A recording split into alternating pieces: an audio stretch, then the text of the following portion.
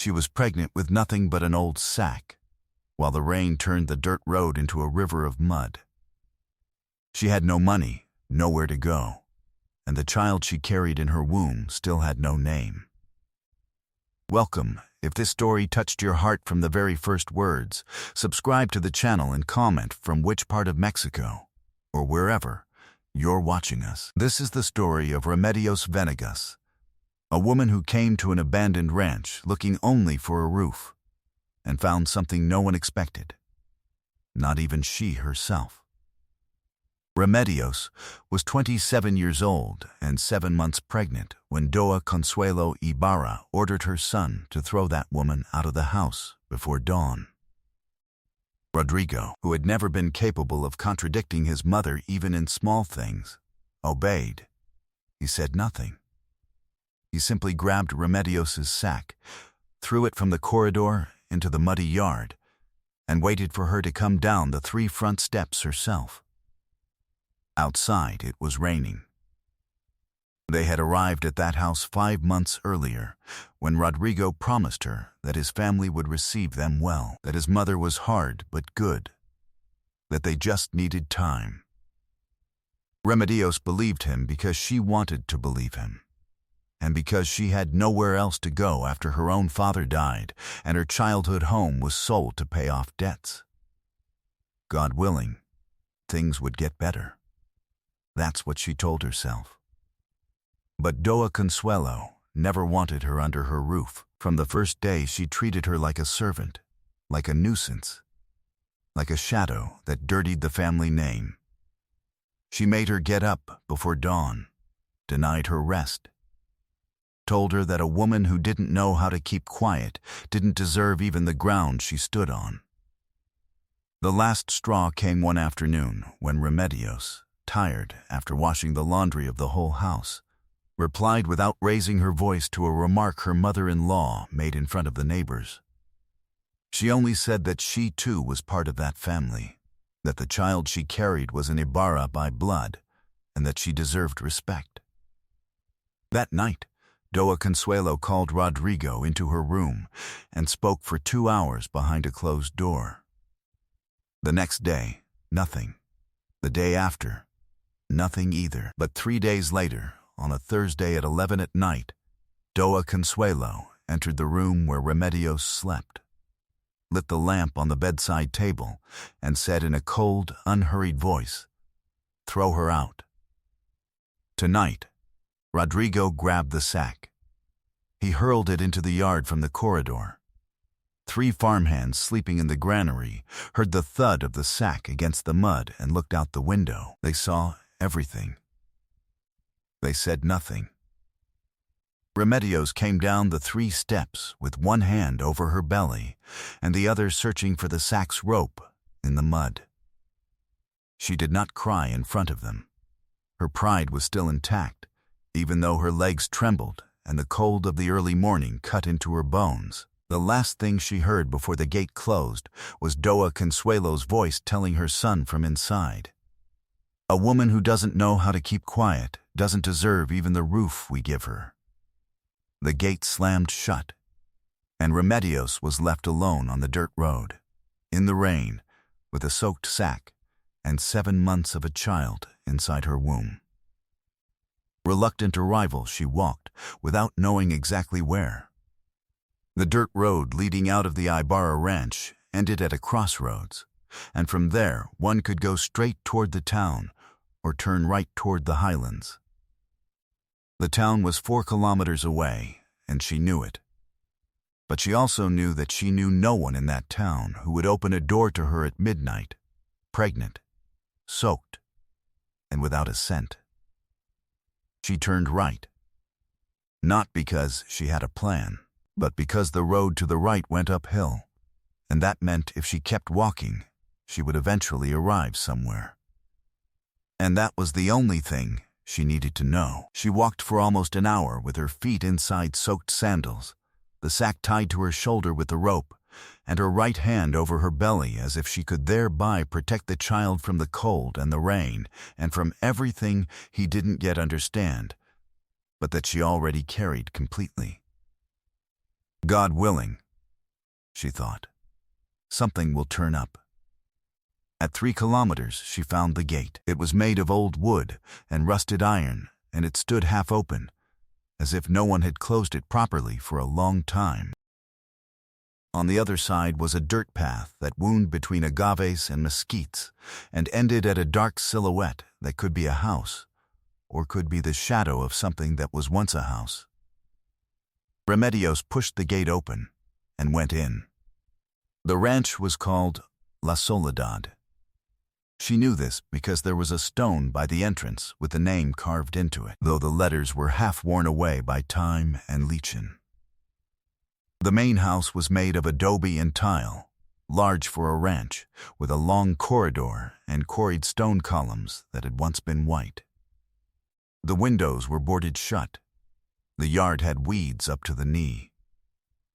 In a corner of the yard, covered with stones and fallen branches, was the well. What she did not yet know was that this well held something that had been waiting for decades for someone of her blood to arrive. Remedios stepped up onto the corridor and found that the front door gave way when pushed. Inside it smelled of damp earth and old wood, but not of rot. The walls were firm. In a corner there was a cot with a folded blanket, as if someone had placed it there carefully, with the intention that someone would one day use it. On top of the blanket was a clay jug turned upside down. Then she heard a cough. She froze. The cough came from the far end of the corridor, from a small room that must have been the kitchen. Remedios clutched the sack and waited. An old man appeared in the doorway with a lantern in his hand. He was tall, dry as a mesquite branch, wearing a hat though he was inside his own house. He looked her up and down without saying anything. He looked at the soaked sack. He looked at the belly. He did not ask her name. He only said in a low voice, "Here there's no door that closes for someone who comes walking at night."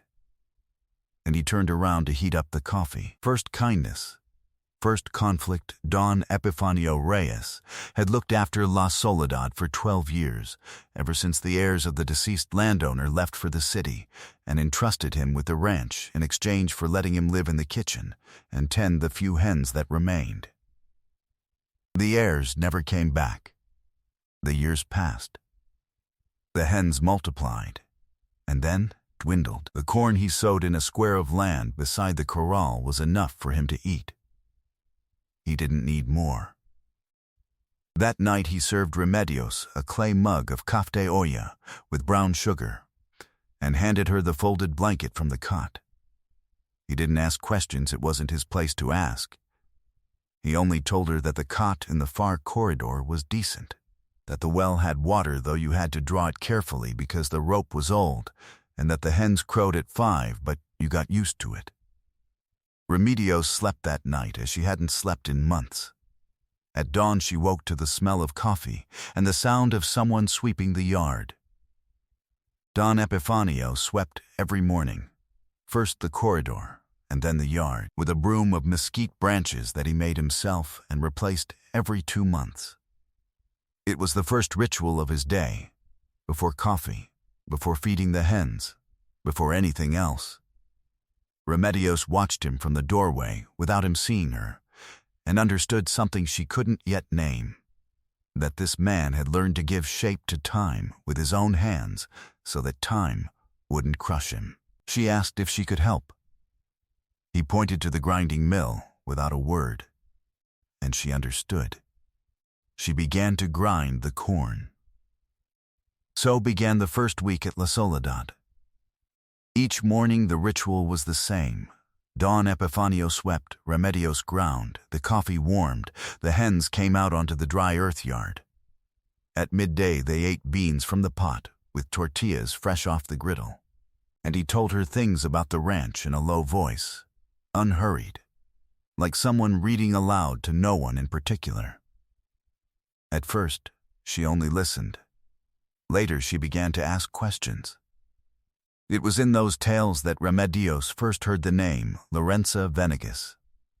The lady who lived here before the Padillas, Don Epifanio, said one afternoon, looking at the yard as if looking at something only he could see. They say she was from Zacatecas too, from over by the hills. She sold the ranch a long time ago. But she never wanted to leave it completely. She used to come and sit by the well sometimes, before I arrived. The oldest farmhand around here told me, now passed away. Remedios looked up. Lorenza Venegas was her grandmother's name. She said nothing yet. She only felt something stir inside her chest, different from the movement of the child. It was Doa Petra, the neighbor from the adjoining plot, who came on the third day with a basket of eggs and a piece of goat cheese wrapped in a corn husk. She was a woman well along in years, with worked hands and a direct gaze. She looked Remedios in the face, looked at the belly, and said plainly, "Child, if you need anything, we're right here." And before Remedios could respond, Doa Petra was already unpacking the eggs onto the table as if she'd been doing it for years. Remedios thanked her with her eyes, because no words came out of her voice. For a moment, she had no words left. Only that feeling that God sometimes places the right hands on the exact path. That afternoon, while she was hauling water from the well with the bucket and the old rope Don Epifanio had warned her to be careful with, the rope snagged on something. She pulled harder. The bucket came back without water, but with something hooked on the rope.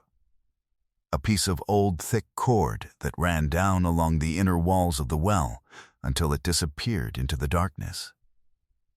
Remedios looked down. With the afternoon light coming in at an oblique angle from the west, she could see that about 3 meters from the bottom, in the niche where the well's adobe had collapsed over the years and left a hollow the size of a bread box, there was a dark rectangular shape. A box. Covered with moss and time, but a box. She stared at it for a long moment. Then she looked toward the house to see if Don Epifanio was nearby. He wasn't. Remedios tied the rope to the wooden crossbeam at the mouth of the well and went back to the kitchen without saying anything yet. That night she did think about her grandmother Lorenza. She thought about how her grandmother had never wanted to talk about the ranch she had sold, and when someone asked, she would close her mouth with a firmness that made it clear there was no more conversation there.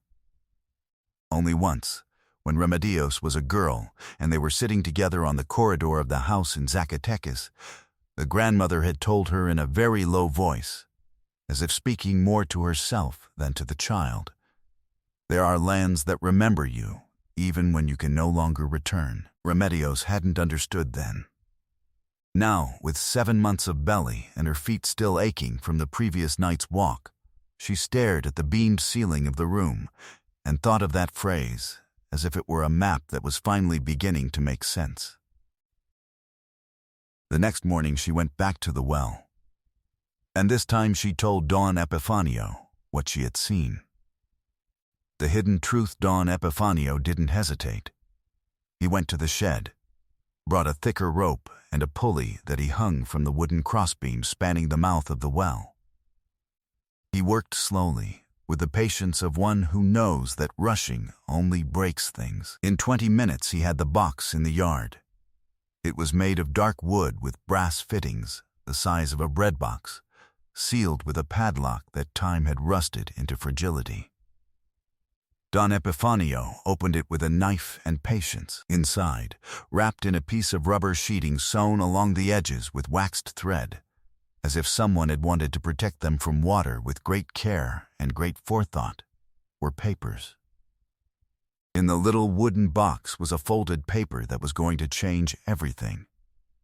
4 folded papers, in fact, and each one carried the weight of 40 years of silence. Remedios spread them out on the kitchen table with careful hands, as if they might tear. The first was a notarized deed. Date: March 14, 1978. Name of the original owner: Lorenza Esperanza Venegas Ruelas. Property, La Soledad, Municipality of Pinos, Zacatecas. The document recorded the sale of the property to the Padilla Serrano family with a clause written by hand in the margin, signed by the same notary with a folio number and 2 named witnesses.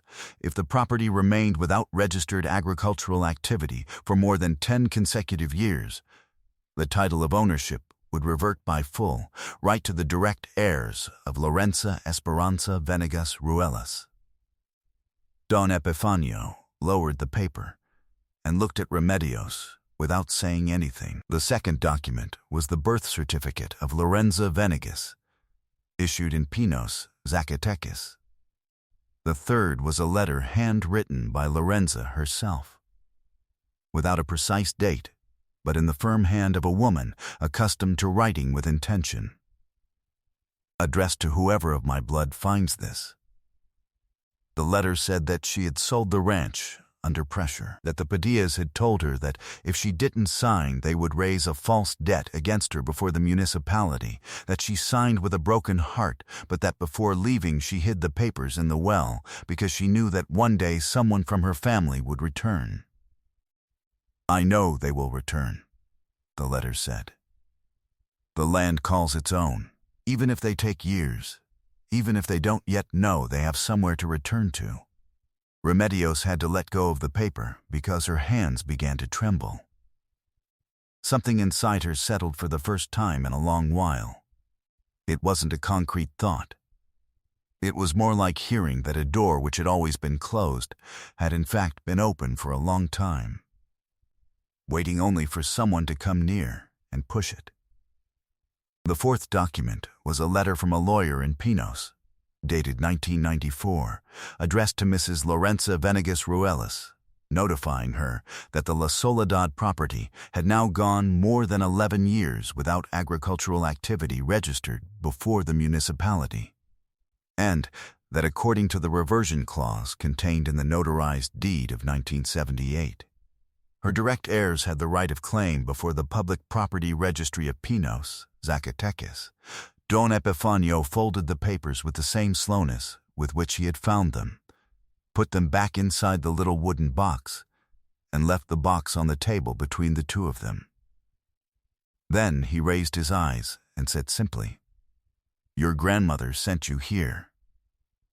Remedios closed her eyes. Then she understood something she had already suspected, that the road she had taken that rainy night had not been an accident, that her tired feet had carried her exactly to where they had to arrive, that La Soledad had gone 12 years without agricultural activity, and that the clause had spent 12 years waiting for someone named Venegas. "What do I do with this?" she asked in a faint voice. "There's a notary in Pinos who is an honest man," Don Epifanio replied. "Doa Petra knows him. Tomorrow we'll go." That week, while Don Epifanio and Doa Petra accompanied Remedios to town, while the notary Don Aurelio Mendez reviewed the documents for 2 long hours, with his glasses on his nose and the seriousness of someone who understands the weight of what he holds in his hands, while the Public Property Registry of Pinos received the documentation and issued the provisional proof of claim, someone at the Ibarra Ranch found out. No one knew exactly how.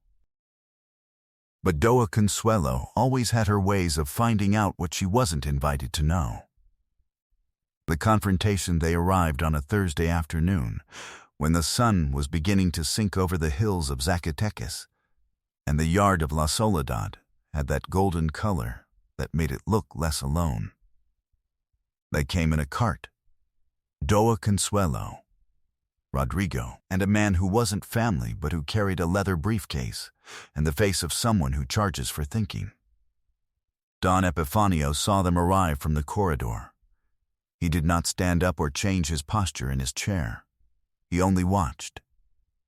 Doa Consuelo got out first. She looked at the ranch with her usual calculating eyes, the same ones Remedios knew by heart. Then she looked at Remedios, who was standing beside the well with her hands on the adobe rim, and said in the same cold voice as that rainy night, "We came to clear up a misunderstanding, little girl. That ranch isn't yours, and you know it. Remedios did not answer right away. She let the silence last long enough for everyone to feel it. The man with the briefcase pulled out some papers and began to talk about supposedly unpaid taxes, about disputed titles, about how the reversion clause had no legal validity because it had not been correctly registered. He spoke with the fluency of someone accustomed to talking fast so that no one can interrupt. It was then that Don Aurelio Mendez, the notary from Pinos, appeared along the path from the gate, with his folder under his arm and his palm leaf hat pulled down snugly. Doa Petra came at his side. And behind the two of them, as if by chance of the road, 3 neighbors from the ejido, who had heard that something was happening at La Soledad that afternoon. Don Aurelio greeted Doa Consuelo with the courtesy of one who needs to prove nothing, and then opened his folder without hurry. The provisional registration was already issued on Monday, he said. The reversion clause was signed by the notary Enrique Flores Castañeda in the year 1978, with a folio number and 2 correctly identified witnesses. The copy of the birth certificate of Mrs. Lorenza Esperanza Venegas Ruelas was verified. The direct line of inheritance was documented. Everything is in order. The La Soledad property reverts to Mrs. Remedios Venegas as direct heir. The man with the briefcase tried to respond. He opened his mouth, searched for the right paper, closed it again. Don Epifanio, from his chair in the corridor, neither raised his voice nor moved. He only said, looking not at the man, but at the yard he had swept every morning for 12 years, "The paper has a date, sir, and the paper does not lie." The man closed his briefcase. Doa Consuelo looked at her son. Rodrigo was staring at the dry earth ground of the La Soledad yard, the same ground he had never set foot on in his life, the same ranch he had so taken advantage of when he threw Remedios out, thinking she was going to lose herself on the road. It was Remedios who spoke last. She took 3 steps toward Doa Consuelo and spoke to her directly and without raising her voice, with a firmness that needed no volume to hold itself up. "I haven't come to fight. I've only come to stay where I belong by right." Doa Consuelo did not respond. There was something in that sentence that left no room for reply, and she knew it even if she would never admit it. They turned around. The man with the briefcase first, Rodrigo after, without looking at Remedios even once, and Doa Consuelo last, with the measured steps of someone who leaves but doesn't want it to show that she leaves defeated. The neighbors from the ejido saw everything. That afternoon the news reached the town before nightfall. La Soledad had an owner, and the owner had arrived walking alone in the rain with a soaked sack and 7 months of a child. At the Ibarra ranch, people began to greet Doa Consuelo differently, with that quiet respect that in reality is no longer respect, but something else entirely. Remedios remained standing beside the well until the cart disappeared down the dirt road and the dust settled. She placed a hand on the adobe rim of the well, the same rim where her grandmother Lorenza would have placed her hands 40-odd years before, and breathed slowly. Something in her chest stopped hurting. Transformation and closing by the time spring arrived. La Soledad was no longer so alone. The yard smelled of freshly baked bread. Doa Petra had brought yeast one Sunday in January, and Remedios had learned to use the wood-fired stove that had gone years without being lit. And from then on baking became the ritual of the cold mornings, and the boy Lorenzo slept on the cot in the corridor while the pigeons walked along the tiles with that clumsy, serene gait that only pigeons have. Don Epifanio was still in his room off the kitchen, but now the ranch had more life. A new plot of beans beside the corral, well-fed hens, and the brown little goat Doa Petra had given them when the boy was born. A stubborn, curious little goat they named Canela, because Don Epifanio said the name suited the color she had. The little wooden box was on the shelf in the corridor, cleaned with linseed oil, the brass fittings gleaming as if new. Beside it was the folded blanket from the first day and the wide-mouthed clay jug. Remedios had placed them there together one morning without saying anything, and so they remained, as if they had always been in that spot. Don Epifanio came over that spring day with 2 mugs of café de olla. He gave one to Remedios without a word, and the 2 of them stood looking at the yard. The boy, the little goat Canella, chewing on something by the corral. After a while, she said, "My grandmother knew I was going to come." Don Epifanio took a sip of coffee. "Or someone of yours," he said. "People who hide things for the future don't know for exactly whom. They only know it's worth hiding them." Remedios looked at the box on the shelf. Then she looked at Lorenzo sleeping. "God willing, this child is going to know who his great-grandmother was," she said in a low voice. "He already knows," Don Epifanio replied. "He was born on her land." Sometimes the most desperate moments are not the end of the story. They are the door the story needed in order to open. Remedios arrived at La Soledad with nothing, without knowing that she had everything. The land her grandmother had kept in silence for 40 years was waiting for her, and the only thing it took was for her to have the courage to walk at night, to push open a gate that stood half open, to lower a bucket into a well. Has an unexpected door ever opened for you when all the ones you knew had closed? If this story touched something in your heart, leave us your comment down below. We love to read from which part of Mexico or the world you're keeping us company. Give this video a like, subscribe to the channel, and turn on the bell so you don't miss any story. And share it with someone who needs to remember that the darkest moments are sometimes the path toward where we always should have been. Until the next story. Don Epifanio picked up his empty mug and went off to sweep the corridor like every morning, and Remedios remained standing in the yard of La Soledad, with the morning sun warming her back, thinking that her grandmother was right. There are lands that remember you even when you can no longer return.